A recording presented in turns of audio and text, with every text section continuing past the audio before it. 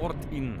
European Bushido champion, World Heroes Tournament 3rd place, winner of many international fighting tournaments, fighter representing Audra Gym. Give it up your hands for Kęstutis Smirnovas! Kęstutis sugrįžimo kova, viskas pagal planą ar kažkas nepavyko? Galvoju, pas visų lengviau. Sunku buvo. Iš tikrųjų, pirmas smaugimas nepavyko. Mano varžovas įgavo pasitikėjimą, tada reikėjo vėl viską iš naujo pradėti. Ir jau antrą kartą, kai pagalvojau, stengiausi nepaleisti. Nes jeigu būčiau vėl paleidęs, tada būtų buvę dar sunkiau.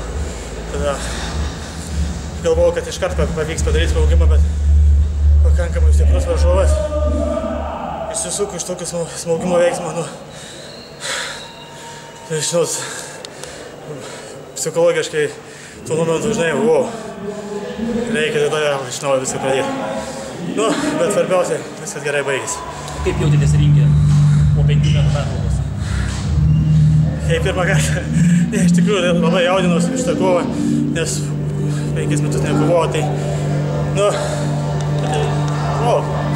aišku, buvau pasiruošęs, bet jaudulys buvo gal didesnis negu paprastai. Turėjot kovoti su prancūzu, o išėjo ukrainietis. Čia buvo staigmena?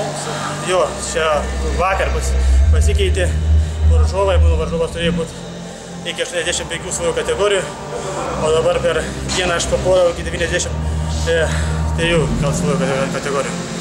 Tad buvau numetęs 10 kg, bet tai, aišku, man pridėjo greičio, viską jėga sumažėjo, bet greičio pridėjo.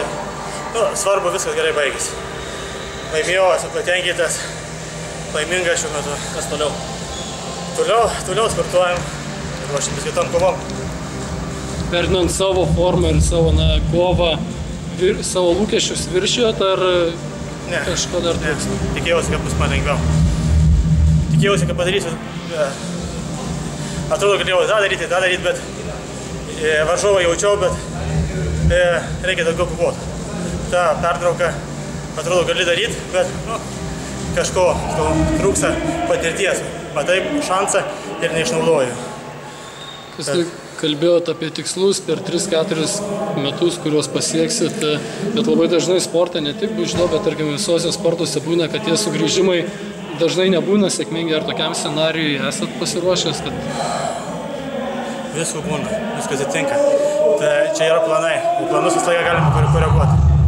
Yra planas, o žinot, eigoje visą laiką viskas arba prailgėja, arba sutrumpėja, arba jeigu bus vėl trauma, vėl kažkur prasitęsia, bet yra planas, o gyvenimas parodys, kaip jis ar greičiau, ar vėliau tas planas įsigyvendys. Tai čia mes neaiškiai regi negaliu pasakyti.